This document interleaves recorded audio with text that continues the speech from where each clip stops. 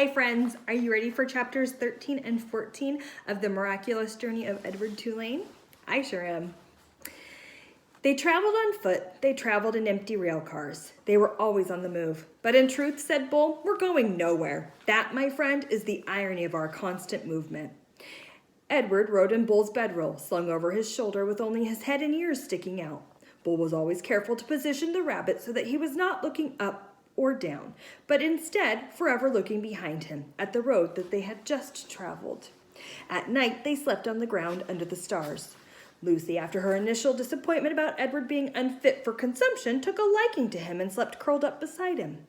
Sometimes she even rested her muzzle on his china stomach, and then the noises she made in her sleep, whimpering and growling, resonated inside Edward's body. To his surprise, he began to feel a deep tenderness for the dog.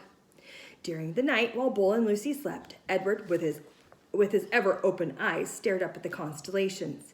He said their names, and then he said the names of the people who loved him. He started with Abilene, and then went to Nellie and Lawrence, and from there to Bull and Lucy, and then he ended again with Abilene. Abilene, Nellie, Lawrence, Bull, Lucy, Abilene. See, Edward told Pellegrina, I'm not like the princess. I know about love. There were times, too, when Bull and Lucy gathered around a campfire with other tramps. Bull was a good storyteller and even a better singer. Sing for us, Bull, the men all shouted. Bull sat with Lucy leaning against his leg, and Edward balanced on his right knee, and he sang somewhere deep inside himself. Just as Edward could feel Lucy's whimpers and growls resonate through his body at night, he could also feel the deep, sad sound of Bull's songs move through him. Edward loved it when Bull sang, and he was grateful to Bull, too, for sensing that a dress was not the right kind of clothing for Edward.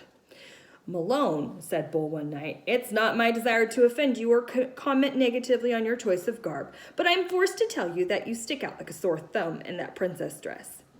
And also, again, with no wish to offend you, the dress has seen better days.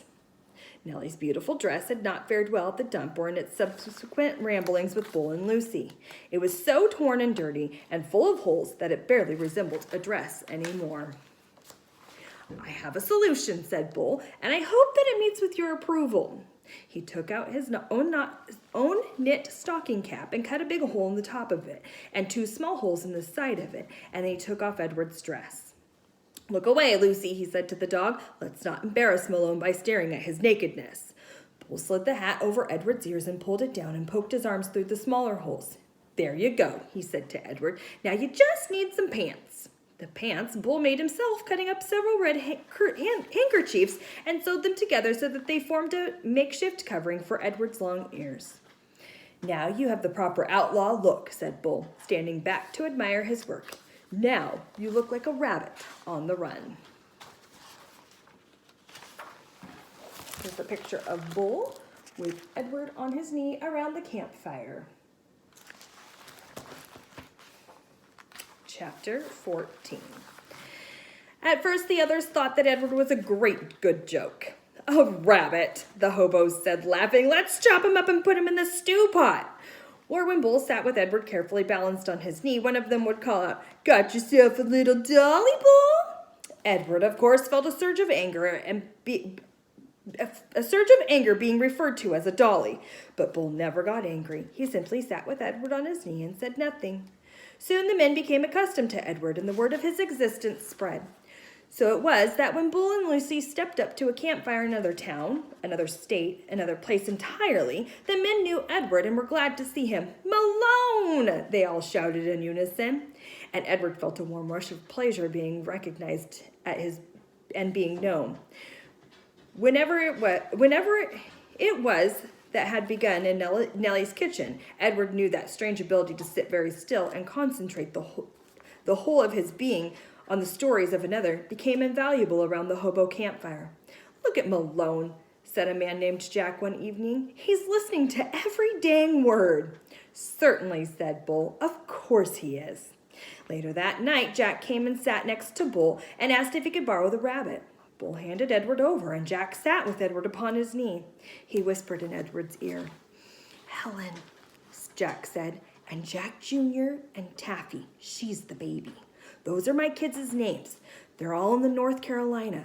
You ever been to North Carolina? It's a pretty state. That's where they are. Helen, Jack Jr., Taffy. You remember their names, okay, Malone? After this, whenever Bull and Lucy and Edward went wherever Bull and Lucy went, and Edward went, some tramp would take Edward aside and whisper the names of his children in Edward's ear. Betty, Ted, Nancy, William, Jimmy, Eileen, Skipper, Faith.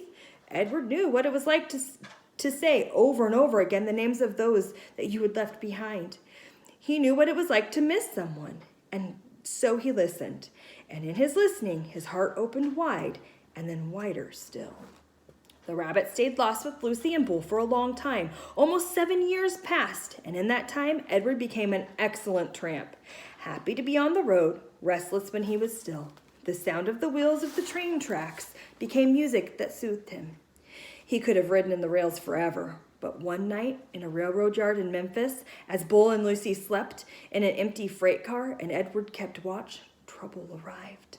A man entered the freight car and shone a flashlight in Bull's face and then kicked him awake. "You bum," he said, "you dirty bum. I'm sick of you guys sleeping everywhere. This ain't no motel." Bull sat up slowly. Lucy started to bark. "Shut up," said the old man. He delivered a swift kick to Lucy's side that made her yelp in surprise. All his life, Edward had known what he was, a rabbit made of china, a rabbit with bendable arms and legs and ears. He was bendable, though, only if he was in the hands of another. He could not move himself, and he had never regretted this more deeply than he did that night when he and Bull and Lucy were discovered in that empty rail car. Edward wanted to be able to defend Lucy, but he could do nothing. He could only lie there and wait. "Say something," said the man to Bull. Bull put his hands up in the air. He said, "We're lost." "Lost? Huh. Yeah, I bet you're lost." And then the man said, "What's this?" And he shone the light on Edward. "That's Malone," said Bull. "What the heck?" said the man. He poked at Edward with the toe of his boot. "Things are out of control. Things are out of hand. Not on my watch. No, sir. Not when I'm in charge." The train steadily lurched into motion. "No, sir," said the man again. He looked down at Edward. "No free rides for rabbits." He turned and flung open the door of the rail car, and then he turned back, and with one swift kick, he sent Edward sailing out into the darkness. The rabbit flew through the late spring air. From far behind him, he heard Lucy's anguished howl. "Oh!" she cried. Edward landed with the most alarming thump, and then he tumbled and tumbled and tumbled down a long, dirty hill. When he finally stopped moving, he was on his back, staring up at the night sky. The world was silent. He could not hear Lucy. He could not hear the train. Edward looked up at the stars. He started to say the names of the constellations, but then he stopped. "Bull," his heart said. "Lucy." How many times, Edward wondered, would he have to leave without getting the chance to say goodbye? A lone cricket started up a song. Edward listened. Something deep inside him ached. He wished that he could cry. Okay, all right, here are your talking points. When Edward, Lucy, and Bull were sleeping in the train and the man found them, Lucy started to bark. Then the man kicked her. Edward said he regretted not being able to move on his own. Why do you think at that moment he wanted to move? What do you think he wanted to do? After Edward got thrown from the rail car, he wondered how many times he would have to leave without saying goodbye. How's Edward feeling right now? Have you ever felt that way before? All right, and last, turn to the person next to you. If you could be the best at anything what would it be? All right, till tomorrow.